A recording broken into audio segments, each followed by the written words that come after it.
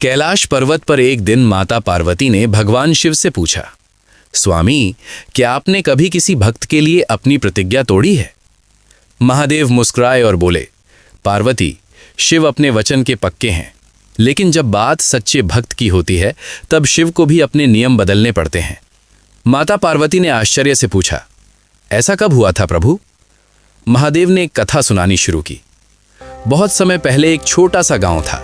वहां शरण नाम का एक गरीब लेकिन अत्यंत शिव भक्त रहता था।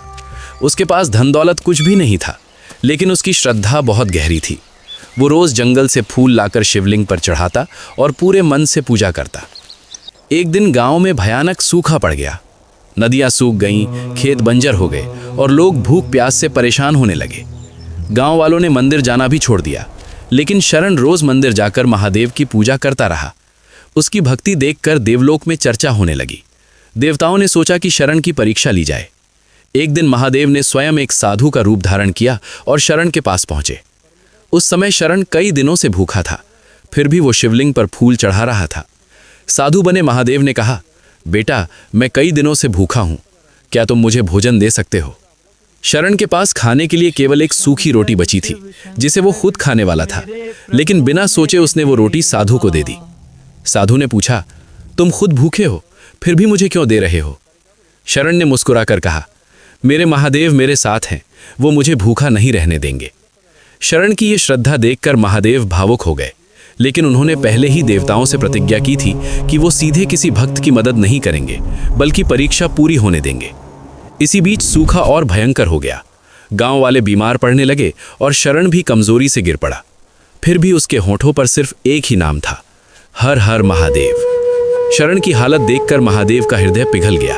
वो अपनी प्रतिज्ञा भूल गए और तुरंत अपने असली रूप में प्रकट हो गए।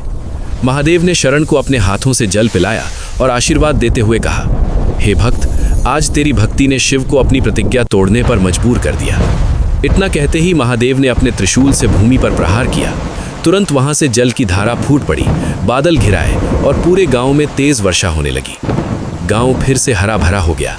शरण ने महादेव के चरणों में गिरकर कहा, प्रभु, मैंने तो केवल आपको सच्चे मन से याद किया। महादेव मुस्कुराए और बोले, सच्ची श्रद्धा और निस्वार्थ भक्ति भगवान को भी अपने नियम बदलने पर मजबूर कर देती है। सीख, सच्ची श्रद्धा और निस्वार्थ भक्ति भगवान को भी अपने नियम बदलने पर मजबूर कर देती है। स्टोरी आपको अच्छी लगी है तो लाइक और सब्सक्राइब करें। हर हर महादेव, हर हर महादेव। सच्ची श्रद्धा और निस्वार्थ भक्ति भगवान को भी अपने नियम बदलने पर मजबूर कर देती है। स्टोरी आपको अच्छी लगी है तो लाइक और सब्सक्राइब करें। हर हर महादेव।